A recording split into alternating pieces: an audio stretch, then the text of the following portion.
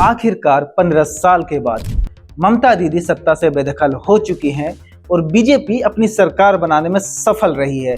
और ना सिर्फ ममता दीदी बंगाल की सत्ता से बेदखल हुई है, बल्कि अपनी भवानीपुर सीट से भी वो चुनाव हार चुकी हैं। तो कुल मिलाकर कहानी ये है कि बंगाल चुनाव में मछली की चर्चा हुई, झालमुड़ी की चर्चा हुई, सयानी घोष के बयानों की भी चर्चा हुई थी।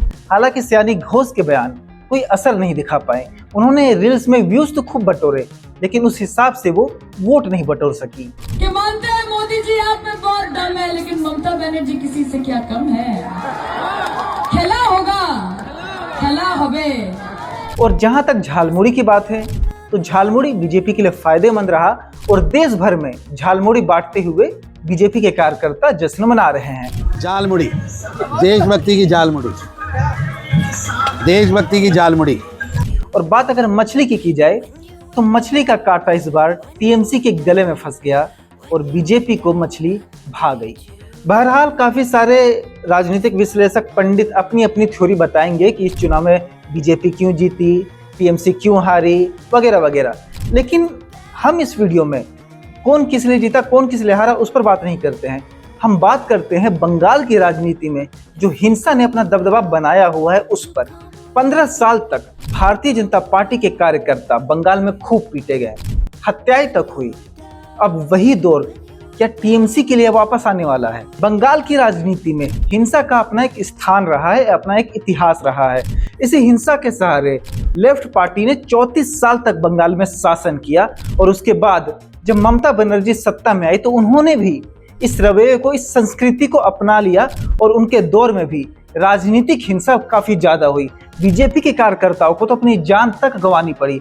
अभी मैं एक बीजेपी कार्यकर्ता का वीडियो देख रहा था जिसमें वो बता रहा था कि वो बीजेपी से चुनाव लड़ता था और जब चुनाव खत्म हो जाता था तो उसके बाद वो महीने भर के लिए, 10-15 दिन के लिए दूसरे जगह चला जाता था, क्योंकि अगर वो अपने गांव में रहता था, अपने घर पर रहता था, तो टीएमसी के कार्यकर्ता उसे मारते पीटते थे। कई जगह से ये भी खबर आ रही है कि बंगाल में टीएमसी कार्यकर्ता जो आमतौर पर उनके वोटर नहीं माने जाते हैं, जो बीजेपी के वोटर माने जाते हैं, उनको घर से निकलने ही नहीं देते थे, उनको वोट डालने भी नहीं देते थे। ऐसी खबरें आ रही हैं। लेकिन इस बार वहां पर केंद्रीय सुरक्षा बलों ने मोर्चा संभाला और यहीं से टीएमसी की जमीन खिसकनी शुरू हो गई। अब जैसे ही चुनाव नतीजे आने शुरू हुए, बीजेपी कार्यकर्ताओं का जलवा शुरू हो गया।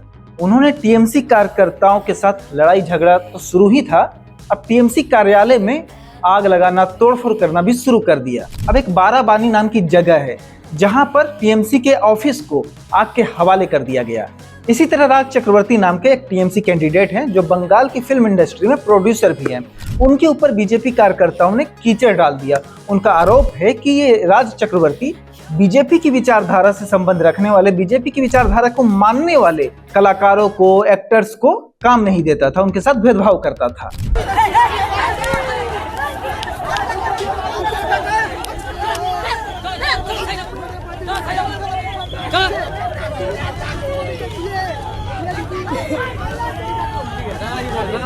आसनसोल में भी बीजेपी कार्यालय को तोड़ा फोड़ा गया, तहस नहस कर दिया गया।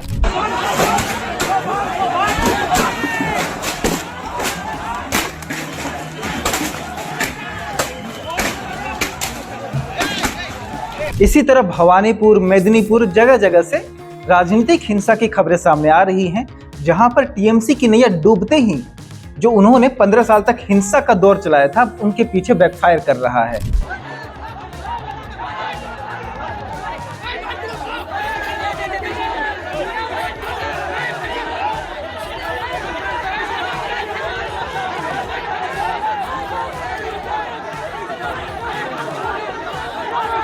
जो पिटे हुए कार्यकर्ता थे वो अब पिटने के लिए उत्सुक हैं। ठीक है, ये हिंसा का दौर तो आता जाता रहेगा।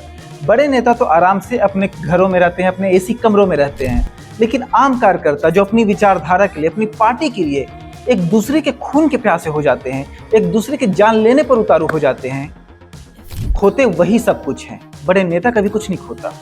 अब देखना यह है कि बंगाल की राजनीति में जो हिंसा की संस्कृति है, बीजेपी उसे खत्म करती है या फिर बीजेपी भी अपने ऊपर हुए 15 साल के अत्याचार का बदला टीएमसी से लेती है। अगले वीडियो में हम इस बात की चर्चा जरूर करेंगे कि बीजेपी आखिर बंगाल में क्यों जीती और टीएमसी बंगाल में क्यों हारी। आप हमारे यूट्यूब चैनल को सब्सक्राइब कर लीजिए। धन्यवाद।